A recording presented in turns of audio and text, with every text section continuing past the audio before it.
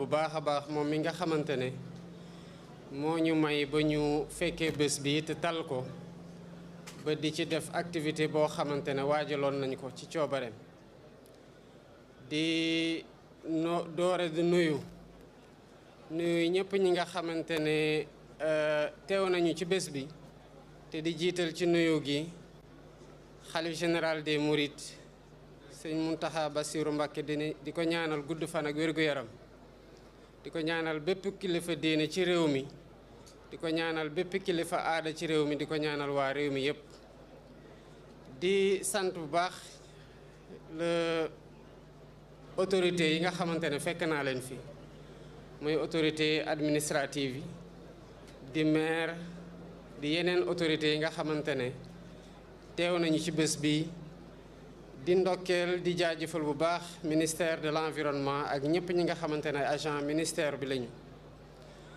di jaajëfal bu baax ñi nga xamante ne am nañ taxawaay gu mucc ayib ci bés bi di beral loxo nag ñii di waa Touba ci kanam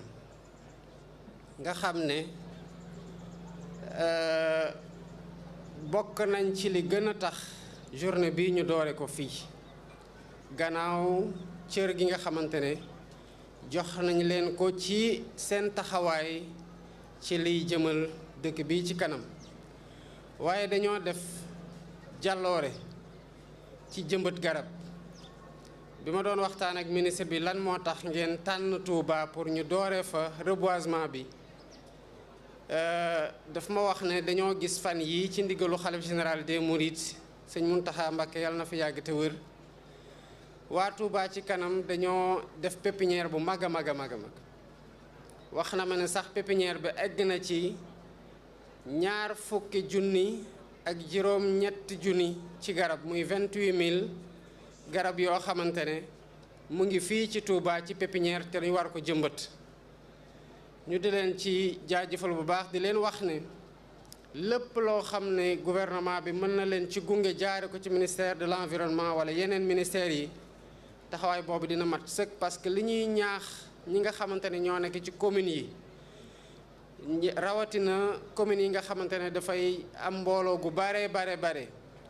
kuréel yi fa nekk lëkkaloog maire yi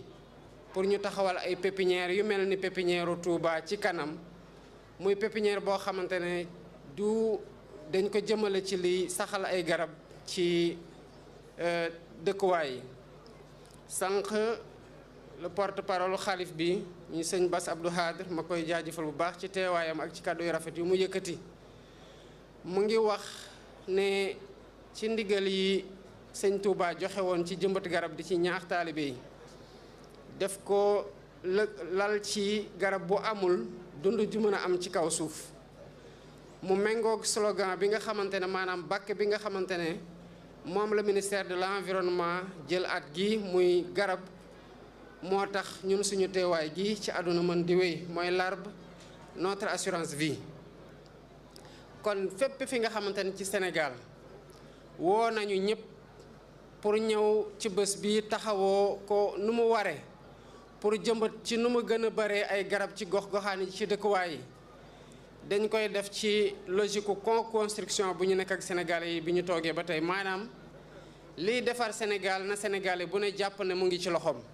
ni mu nekkee ci loxo président de la République nu mu nekkee ci loxo ministère de l'environnement nu mu nekkee ci loxo bépp agent ministère de l'environnement kon ci misaal ni saxal ay garab ak toppatoo leen ba ñu màgg nu mu nekkee wareef ci agent eaux et forêt noonu la nekkee wareef ci bépp citoyen Sénégal bi nga xamante ne bëgg nga di dox di gis ay garab bëgg nga booy dox ba sonn nga am foo feexloo ci ronu garab bul xaar ne garab boobu keneen moo ko war a jëmbat ba mu sotti nga ñëw toog ci suuf si waaye yow tamit da nga am cëru ak devoiru saxal ay garab di leen toppatoo 28000 arbres maanaam 20 junni ak juróom-ñett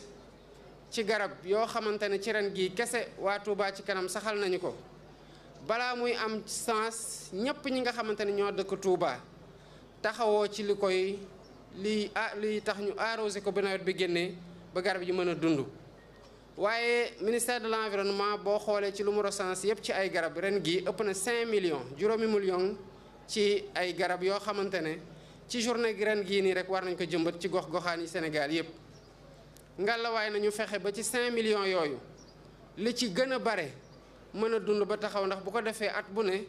bu yàggee Sénégal naataange dina fi dellu ci waat jaarale ko ci garab foo tourné gis ay garab te mu doon loo xamante ne day gën a ñongal dund gi ci biir Sénégal. kon sant nañ ñëpp ñi nga xamante ne ñu gis leen ñu bañ leen gis, ñu dégg leen ñu bañ leen dégg, wala ñoom ñu gis ñu wala ñu bañ ñoo gis ci journée bi ci suñu taxawaay ñu ngi dem di jëmbat ay garab ci moment bii ñu toll nii di ko defee Touba. ñu xam ne lii rek symbolique la ci dayob dëkk bi, waaye symbolique la tamit ci taxawaayu waa dëkk bi ci yàgg saxal ay garab te gën cee taxaw. ñu gën di leen ñaax, di leen ndokkeel, di leen jaajëfal, di leen jox tamit mu doon royuwaay ci ñeneen ñi nga xamante ne ñu ngi ciy góorgóorlu ak ñeneen ñoo xamante ne war nañ cee gën a góorgóorlu. ndax bu ko defee ñun ñëpp buñ ko bokkee ci Sénégal am taxawaay boobu, bu yàggee lépp luy avancé désert ak désertification ak ci fépp fu mu mën di nekk ci Sénégal dinañ ci andi saafara ci nu mu gën a gaawee. lii moo nekkoon luñ koy dooree di mujjee ci gën a ñaax ñi ci am taxawaay, di leen gën a soññ, waaye tamit di leen jaajëfal bu baax a baax muy ñëpp ñoo xam ne taxaw nañu ci jëmbatal ay garab tey, waaye ñi nar a taxaw tamit pour gën a suuxat garab yooyu ci di leen arrosé, ci di leen toppatoo, ci di leen ñàgg pour dal gën bañ leen yàq. lii moo nekkoon kàddu yoo xamante ne bëggoon naa ko sotti ci bés bi. di leen sant bu baax a baax. salaamaaleykum wa rahmatullah. Jërëjëf, Monsieur le Président. Un petit résumé en français, s'il vous plaît. Je voudrais d'abord rendre grâce à Dieu de nous avoir donné l'occasion d'être témoins de ce jour et de nous avoir permis de le tenir comme nous l'avions prévu depuis des mois. La journée du 4 août est une journée nationale consacrée à l'arbre au Sénégal. Cette année, le ministère de l'Environnement a décidé, parce que c'est rotatif, a décidé de tenir le lancement de cette journée à Touba. Je voudrais d'abord saluer le khalife général des Mourides et saluer l'ensemble des disciples, des autorités religieuses et coutumières ici et partout dans le pays, et rendre hommage à tous les citoyens sénégalais qui ont fait de ce jour ce qu'il est en train de devenir, à savoir une journée de réussite dans le reboisement. La journée d'aujourd'hui, il faut le comprendre, c'est juste une journée de lancement. Mais planter des arbres et s'en occuper doit être un comportement quotidien toute l'année. Une chose aussi est de planter des arbres, une autre est de s'en occuper afin qu'on puisse assurer la survie des arbres que nous sommes en train de planter, ou tout au moins d'assurer un taux de survie extrêmement important par rapport au nombre d'arbres qui ont été plantés. C'est l'occasion pour moi de rendre grâce et de plutôt encourager et remercier Touba Ca Kanam, qui a fait cette année une pépinière de 28 000 pieds, et de le donner en exemple à toutes les communes du Sénégal, à toutes les associations au sein de ces communes, qu'ils comprennent que reverdir le Sénégal doit être entre les mains de chacun.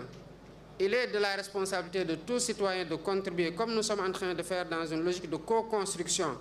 à ce qui va reverdir le Sénégal. Il s'agit de planter des arbres toute l'année, mais il s'agit surtout de s'occuper des arbres qui sont plantés pour que le taux de survie maximal puisse être assuré. Cette année, ça se passe ici. D'autres années, ça va se passer ailleurs. Mais c'est juste une journée de lancement que les citoyens doivent perpétuer chaque jour dans l'année, tant dans le reboisement que dans l'entretien des arbres qui ont été plantés. Et me réjouir de ce que la journée connaît un engouement certain partout au Sénégal. Féliciter le ministre de l'Environnement et de la Transition écologique et l'ensemble des agents du ministère pour leur dévouement à cette journée, et l'ensemble des citoyens au Sénégal, partout où ils soient, qui sont en train de célébrer cette journée, et d'en faire une journée qui sera davantage ancrée au-delà du calendrier républicain, mais dans les habitudes et dans la nette compréhension qu'il nous faut des arbres pour notre assurance vie, comme l'a rappelé le porte-parole du Khalife, Seigne Bass Abdou Khadre, mais aussi comme l'a retenu le ministère de l'Environnement comme slogan cette année, à savoir l'arbre, notre assurance vie. Merci beaucoup pour votre présence et merci pour l'engagement de tout le monde partout au Sénégal pour faire de cette journée une journée de franc succès. Merci beaucoup.